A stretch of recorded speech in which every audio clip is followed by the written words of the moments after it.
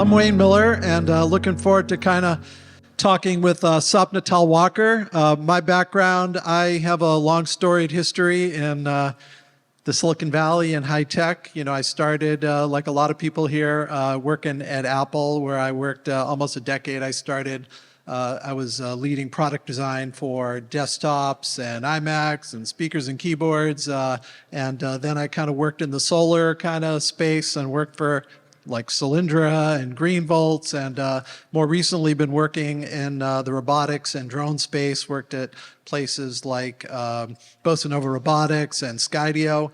More recently, I've been a consultant working with Product Realization Group, where we help companies go from concept to scale. Anyway, would like to introduce Sapna Talwalkar.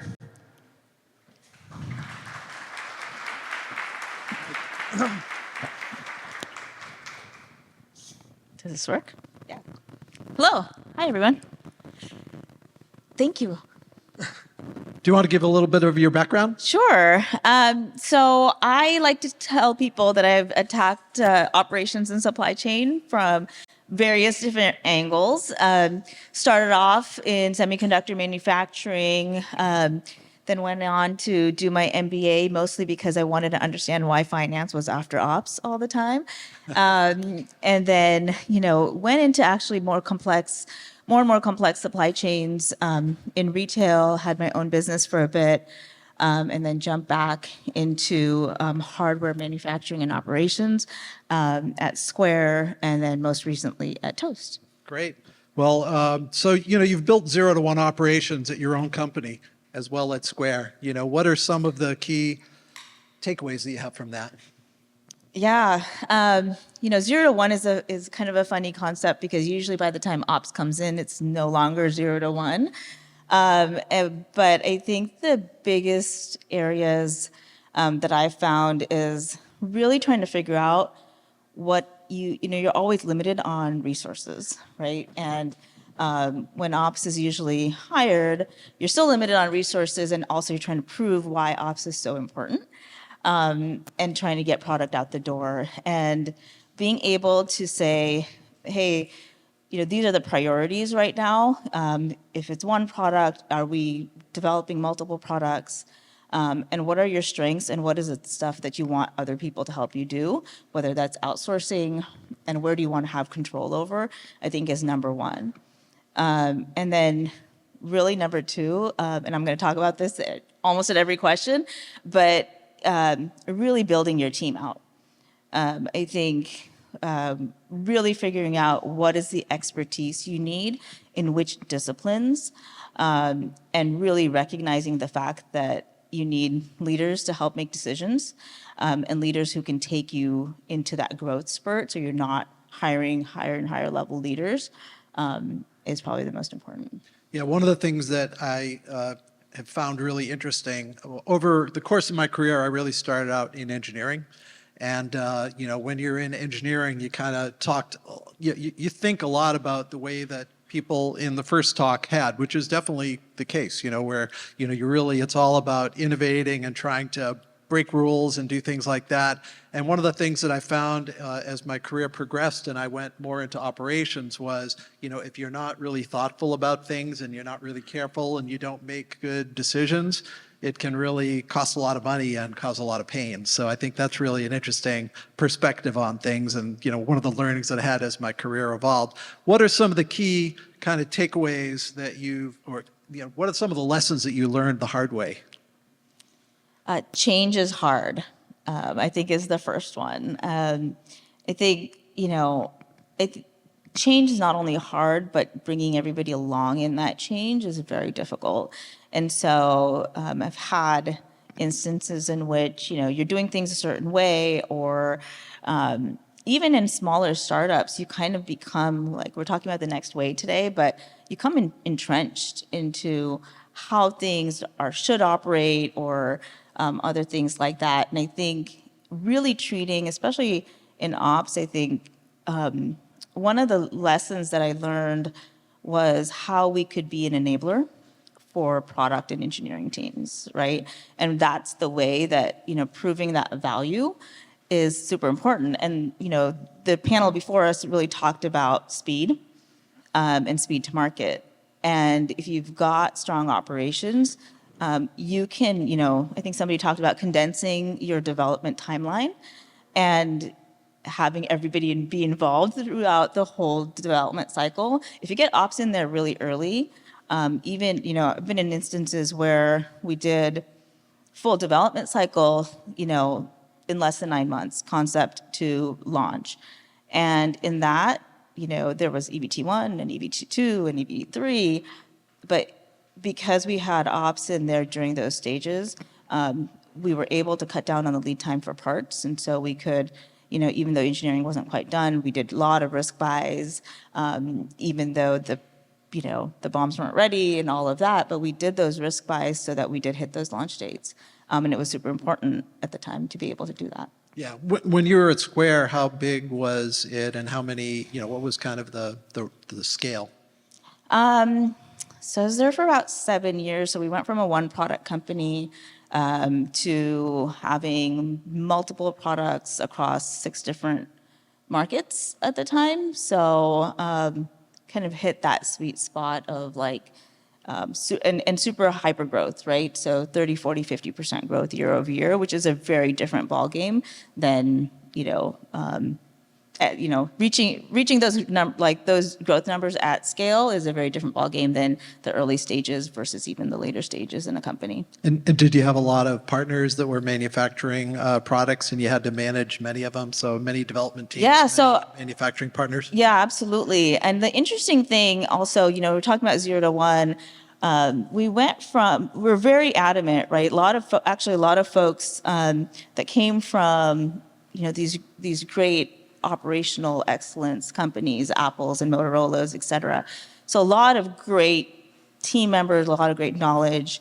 And it was, at the beginning, we really knew that we wanted to be able to have very good manufacturing partners. Like that was very important to us. We knew we were going to get scale. We knew we wanted to be able to go to tier 1 because we didn't want to deal with a lot of the operational issues that we would have with tier 2 and tier 3 manufacturers. Mostly because we didn't have resources to be able to manage tier 2 and tier 3 manufacturing. So we knew that, but it was really and I was in a commercial role, and the hard part there, the game was how do we get those folks interested in our product and interested in manufacturing for us, giving us good resources because, the Apples and the Motorolas and the Googles were taking all of the team A players. So a lot of it was how do we manage the resourcing there? And that flipped, right? So at some point you get the scale where now they're interested in you, but managing that life cycle was also a skill in itself. Yeah. I'm going through a situation now, working with a partner, a customer, and we're trying to find a contract manufacturer for them right now.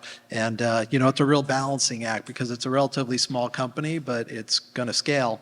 And we kind of have the opportunity to work with the tier 1s, but at the same time, it's a little challenging because, they're concerned that they're not going to get the mind share that, a tier 1 provides. At the same time, it's a very resource limited company, and the fact that it's resource limited, you kind of want that capability that, the tier 1s provide. And that's just an interesting kind of challenge. Yeah, I think the biggest thing I found there was, going back to what are the objectives and what are the business objectives that you have as a company, but also aligning those with the business objectives of your manufacturer and putting into place, like I used our senior leadership a lot actually to be able to go out and meet with execs at our tier 1s because we were we were kind of the new and exciting, right? We were the ones that were going to be showing the growth path.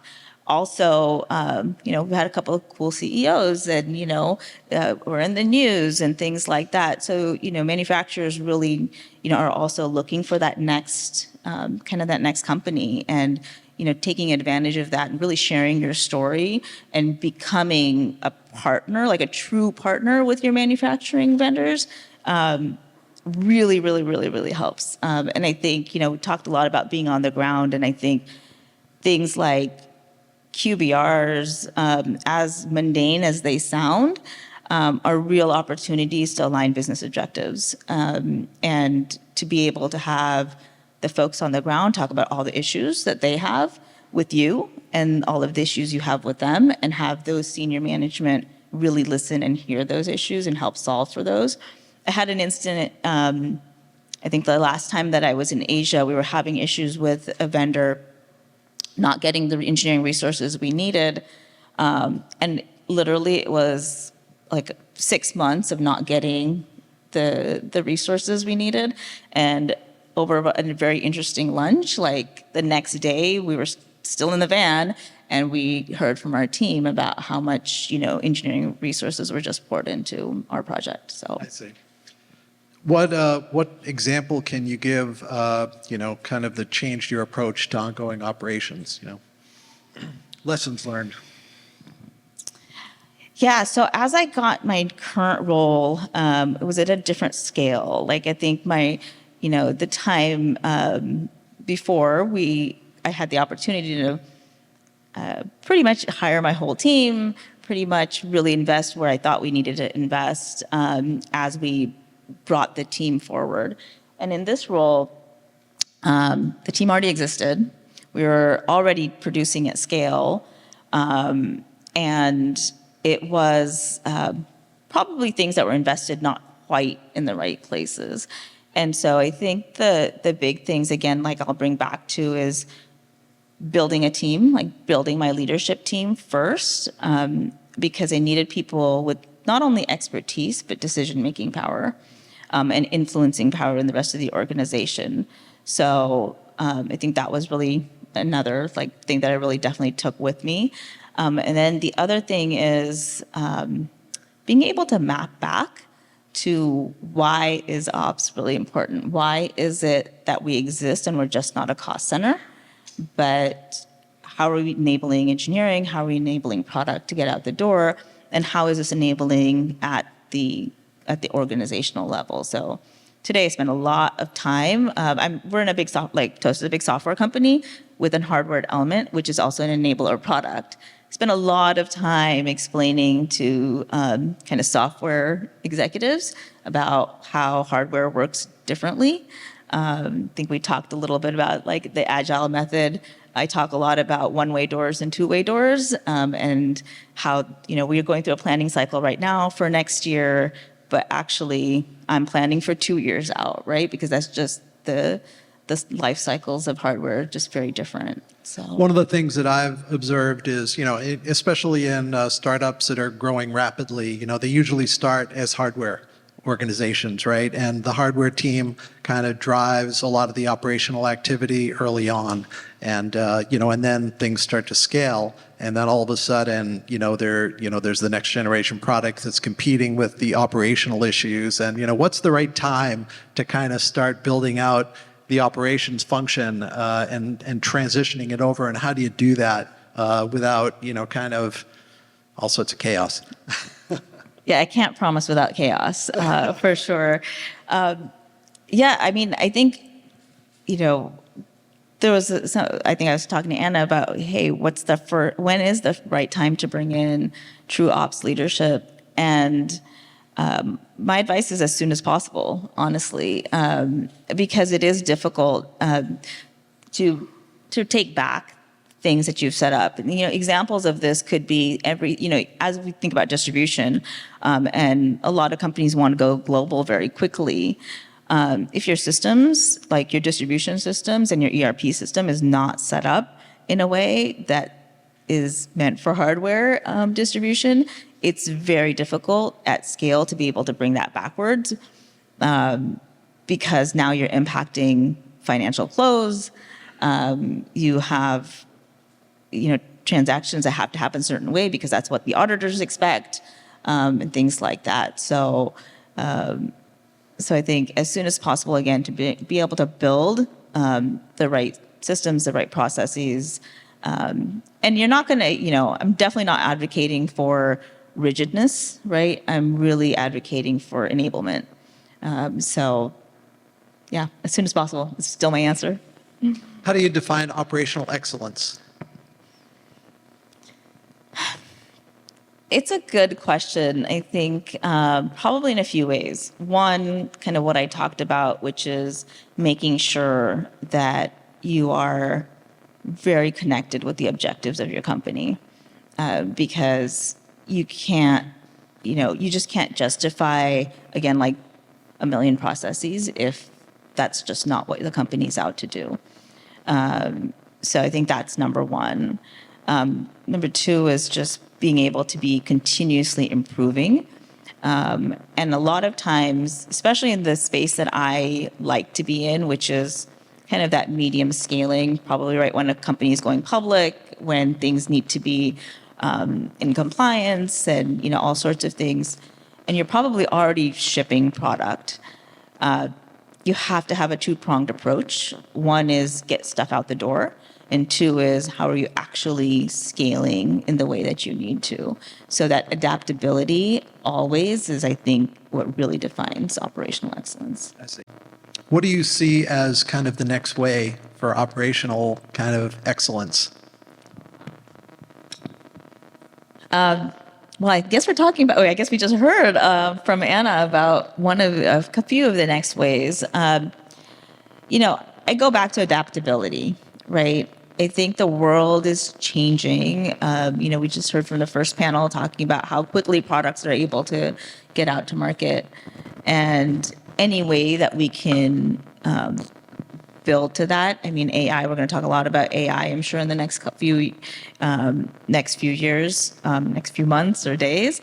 And, getting supply chains are rich with data, and using that data, like how much have we talked about the digitization of a supply chain? Like that's been happening for the last 15, 20 years, but we haven't necessarily been able to do that very easily. And I think, speeding that up is going to be a big game changer in this process. One of the things that is also really transformed, when I was at Apple and working on super high volume stuff, we were all road warriors, and it was, just a given that we were going to spend all our time out, at the factories. And, since, most recent, COVID experience, things have evolved quite a bit. And I do see that there's more of an aversion to that travel when you're not working for one of the big guys, especially when you're a small organization, and I think it's an interesting thing to try to figure out how to get that presence, kind of at the factory, or wherever you're doing product development, to make sure that you know what's going on and are kind of there as much as possible. And I do think that, the evolution of some of the tools are really kind of going to enable, kind of the speed without having to travel as much. I don't think it really avoids it, per se, but I think that it can reduce it. I also have seen that there's a lot of challenges, especially in early stage companies, to kind of do like a complete product validation. And I think that, that process from, kind of development to validation to deployment, or to manufacturing and then deployment is a really challenging one. And, have you experienced any kind of challenges like that in your recent experience?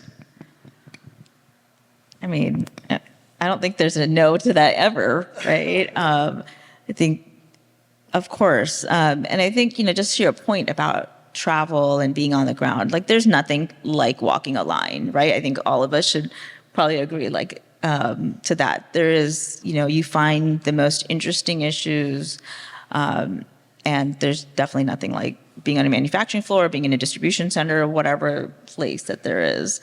How much is probably the question. Like these tools, plug for Anna here, but we're definitely using Instrumental. We used it during the pandemic because there was no travel, and we learned that, hey, this is something that is possible.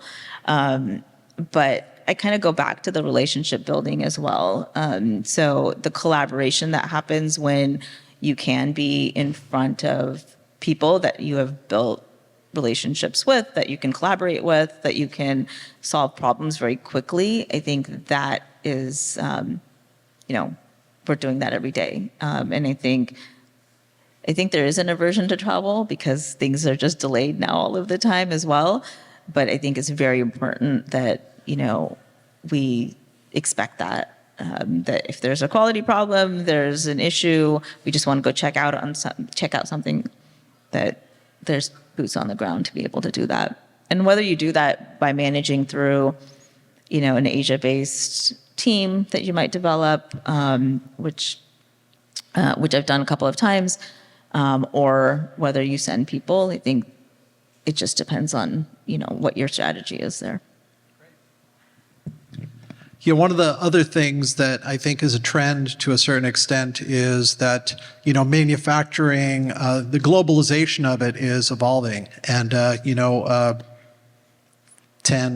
even 5 years ago, I think really Asia was the place, China was the place, and now it's starting to not be that way. And, one of the things that I've observed in my own kind of bringing products into manufacturing is, as you go into different regions, whether it's building your own factory or it's building in a different location, whether it's Mexico or the US or, or even Vietnam, there's different levels of capability that you may be accustomed to.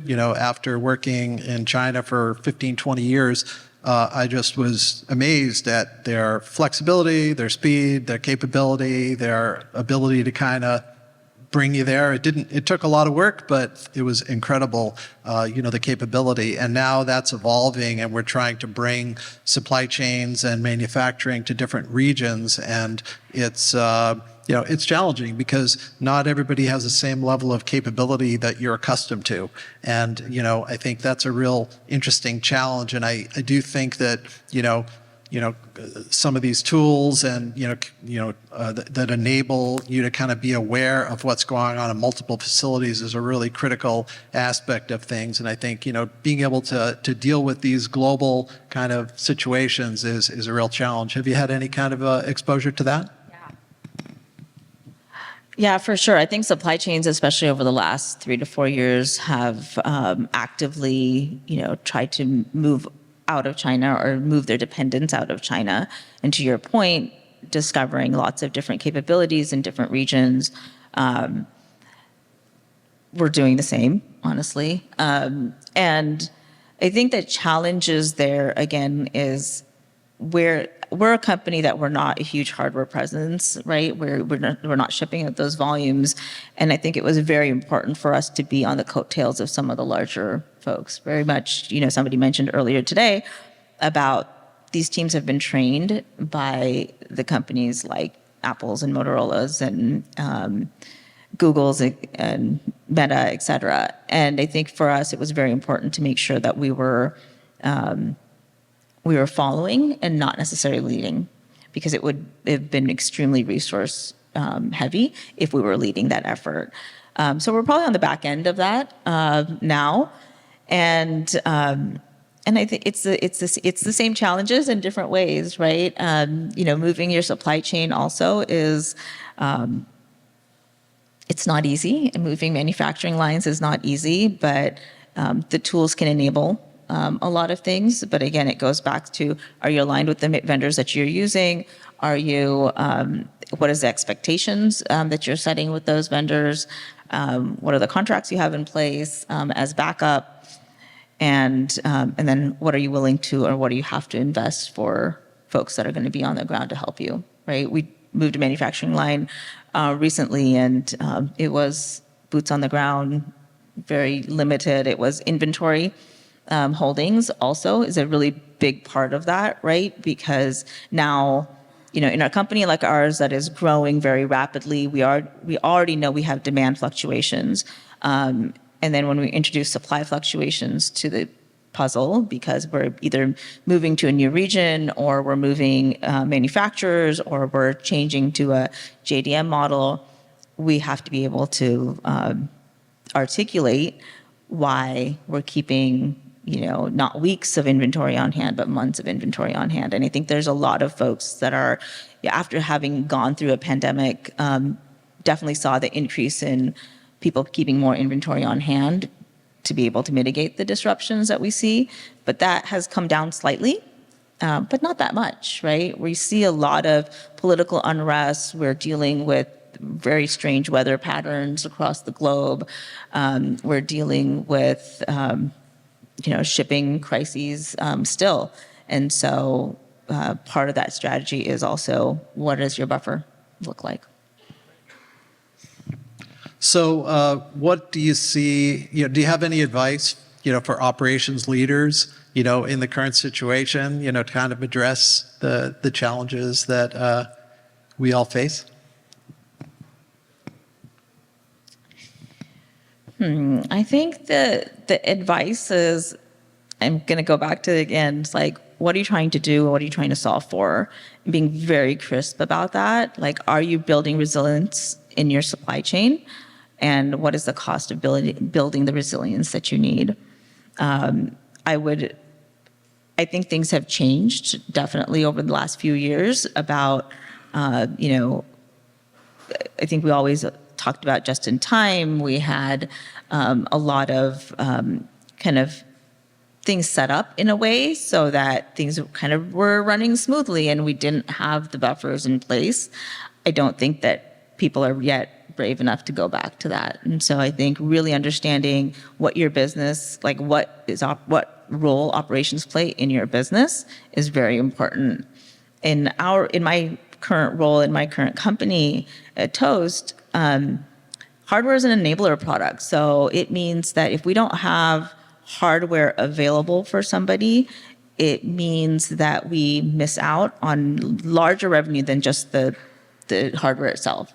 We're missing out on payments revenue and SaaS revenue, which is a much bigger deal. And so, being out of stock is not an option, right? And that comes at a cost, right? That comes at a cost of higher inventory. That comes at a cost of, more resilience in the supply chain. If that wasn't the case, I might be more comfortable with being out of stock on some products, right? And so I think you really have to tie back your operations strategy to what your overall business strategy is. And the other thing is hire really good people. Okay. I think that's it. Thank you so much. Thank you.